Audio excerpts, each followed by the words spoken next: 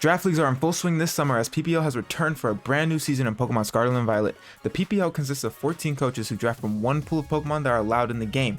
Each coach is given 115 points to complete their draft, and of course there are no crazy broken Pokemon allowed in the draft league like Mewtwo or any box art legendaries of that nature.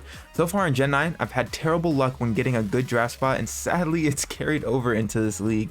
My draft spot was 8th out of the 14 coaches, which puts me smack dab in the middle of the draft. Being in the middle of the draft is difficult since you can't rely on picks to come back to you, which kind of puts pressure on you to draft correctly. But since I'm goated as usual, being in the middle of the draft is easy. There were a lot of good picks left on the board like Chi-Yu, Roaring Moon, and Iron Bundle, but I wanted something that could be the best bang for my buck. Greninja was a great mon that checked a whole lot of boxes. First off, it gives me a mon with base 122 speed, which outspeeds most Pokemon in the draft metagame. Secondly, Greninja can serve as a great roll mon that gives me access to momentum moves like U-turn and hazards such as spikes and toxic spikes. Not to mention Greninja's useful abilities like Protean and Battle Bond that can help it fire off strong attacks. And in this gen, Battle Bond allows Greninja to get the attack and special attack and speed boost if it KOs a mon. Unfortunately, there is no Ash Gren, but hey, we like boost. Next up, I wanted a wall breaker that could take advantage of Greninja's great utility. Baxcalibur looked like a phenomenal partner that could pair well with Greninja. Bax exerts incredible offensive pressure thanks to Dragon Dance, which boosts its attack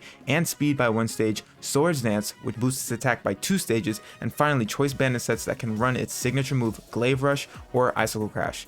Baxcalibur was the perfect breaker I needed for my team. The only downside was that Greninja and Baxcalibur shared a fighting weakness which I could easily patch up later. Like I said earlier, I needed to start to patch up my weaknesses but also find a mon that gave good synergy and typings that I didn't currently have. Volcarona offered quite a bit to my team. Volcarona gave me a fighting resist, but so much more. Volcarona has a decent move pool and solid overall stats. It also gets access to moves like Quiver Dance, a move that boosts special attack, special defense, and speed. And not only can Volcarona set up, but it gets a stab signature move in Fiery Dance, which has a 50% chance to boost its special attack each time it's used. To top it all off, Volcarona gets longevity thanks to Morning Sun, which allows it to heal back its health, and has a great ability in Flame Body, which has a 30% chance to burn Pokemon that make contact with it. Now with all 3 of these powerhouse Pokemon, I needed some support. Hazards looked particularly dangerous for our team since both Baxcalibur and Volcarona are incredibly weak to Stealth Rocks, especially if they get their heavy duty boots knocked off or if I don't want to use them that week. Knowing this, I was desperately looking for removal. The 2 best rapid spinners in the game, Great Tusk and Iron Treads, were both off the board, and Defog isn't the best removal since you also remove your own hazards. One spinner called out to me in particular, Serena. Not only did Serena offer me rapid spin, but it gave me another mon with U-turn. Unfortunately, Serena lost knockoff and triple axle this gen, but I still think it will be useful thanks to its decently high attack stat and moves like power whip and high jump kick.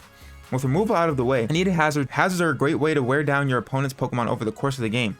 Sandy Shocks was a great candidate for this role because not only does it get access to Stealth Rocks, but it also gets spikes. With a decent speed tier at 101, Sandy Shocks can easily set up hazards. A bonus is that Sandy Shocks has great offensive potential and also gets momentum in Volt Switch and can help my teammates pivot. And not only that, it also has access to Iron Defense sets and Body Press, which is a great moveset combo. Another great Pokemon I felt like added more of a defensive backbone to my team was Uxie. Uxie gave me another pivot with access to U-turn along with incredible defensive stats, and not only does Uxie have great bulk, but it also got access to the Lake Trio's signature move, Mystical Power. If you don't know, Mystical Power is a 90% accurate move that gives a guaranteed special attack boost. This can help Uxie have an offensive presence since his attack stats aren't all that strong. Lastly, Uxie gives me another hazard setter since it can set up Stealth Rocks and can even yawn to scare opponents out of offensive threats because they don't want their mons to fall asleep. I was feeling pretty good about my draft. I had a lot of momentum to help get in my offensive pieces like Baxcalibur, Greninja, and Volcarona, and also had decently defensive Pokemon that weren't too passive. My main goal now was to find Pokemon that helped cover my weaknesses even more but also still synergize with what I had.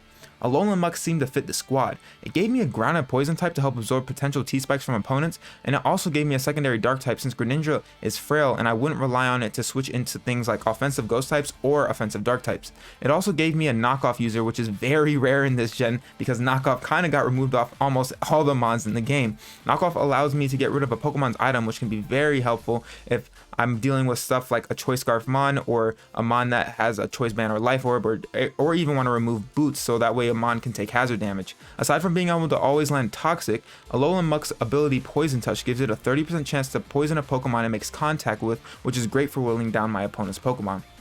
Similarly to Alolan Muk, Paldea, and Tauros offers me a double typing. However, its roles are completely different when compared to Greninja. Tauros gives me a bulky water that can soak up hits thanks to its great ability to intimidate and can make great use of assault vest sets. Another great plus is Tauros' decent setup moves in bulk up, which raises both attack and defense by 1 stage, and the new move Trailblaze that boosts speed by 1 stage. Tauros' signature move Raging Bull gives a strong stab that doesn't have recoil damage like Wave Crash and also breaks through opponents' screens. But wait. Hold up. I don't have a fairy type. I unfortunately got sniped of the fairies I wanted, and since there are barely any fairies in the game right now, I was hard pressed to find one. Fairies are nice in draft since they deter strong dragon types from freely spamming their strong dragon moves like Outrage and Draco Meteor. This is where Wigglytuff came into play. Not only does Wigglytuff give me a fairy type, it also gives me a normal type that is immune to ghost moves. Wigglytuff has a massive HP stat, which means all of its EVs can typically go into its defenses, which helps it eat up hits. It also has a useful ability in Frisk, which reveals what items an opposing Pokemon is holding. Wigglytuff provides great support since its dual screens can help my team tank hits better thanks to Reflect and Light Screen, and can also heal my teammates thanks to Wish Passing, and it even offers momentum with Baton Pass. Last but not least, it gets access to Stealth Rocks, which you can never ever have enough of.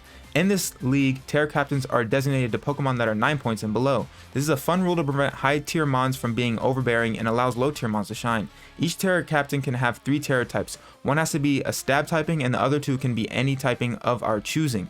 These last 3 mons are my Terra Captains. First off, we have Galarian Articuno, which offers a lot as a Terra mon. It has decent speed at base 95 and a monstrous special attack at 125. It also has a cool ability in competitive which raises its special attack by 2 stages if its stats are lowered by a foe. It also has setup options in Calm Mind and Agility, which further boosts its offensive potential. Its signature move Freeze and Glare gives it a strong stab with a 10% chance to freeze, and it can fire off strong stab hurricanes. For my Terra types, I chose Flying, Fighting, and Steel. Flying is a great stab option that further boosts the strength of Hurricane, and even lets me run a weaker Flying type move in Terra Blast if I don't want to risk missing. Fighting lets me break through the Dark and Steel types that Articuno typically struggles with, so it's great that Articuno can easily break through them now. For my third Terra type, I chose Steel since it can help Articuno turn into a defensive tank thanks to its access to Recover, and it can just become one of the best overall defensive typings in the game. The next Terra Captain is Earthworm. Earthworm gives me a Steel type which I currently didn't have, and gives me a ground immunity thanks to its cool new ability, Earth Eater. Earthworm's massive 145 defense stat makes it easy for it to tank physical attacks without even flinching. It also gives me yet another Pokemon that can set up Stealth Rocks as well as Spikes. It gets cool setup options like Coil, which boosts its attack, defense, and accuracy by 1 stage. Coil paired with Body Press is a great moveset combo that allows Earthworm to not be too passive. The Terra types I chose were Steel, Ghost, and Water. Ghost is the one I'm most excited about since it allows Earthworm to be immune to fighting types which it normally is weak against. It can also block Rapid Spin, which means my hazards get to stay up without worry about them getting removed. The final mon is the one and only Pokeball Electrode. Electrode was a cheap low tier mon that I could get with my remaining points that greatly benefits from Terra. Thanks to its whopping 150 base speed, Electrode can zoom all over opponents with Volt Switch and Thunderbolt. The only problem is it really struggles against ground types, so aside from a stab electric Terra, I chose Ice and Grass Terra types. These can greatly help Electrode hit ground types for super effective damage with ease. Electric plus Grass or Ice makes Electrode very hard to switch into since it threatens opposing ground types and can spam T-Bolt or Volt Switch to gain momentum. And with that is the full complete 12 mon roster for the PPL. Let me know what you guys think of the team in the comments down below. The team is feeling pretty stacked if I do say so myself, and I can't wait to see how it performs over the season. My week 1 battle will be up next Sunday, so make sure to subscribe and click the notification bell so you know when it goes up. But without further ado, I am your boy Jay. I'm gonna get up out of here and I'll catch y'all next time. Bye.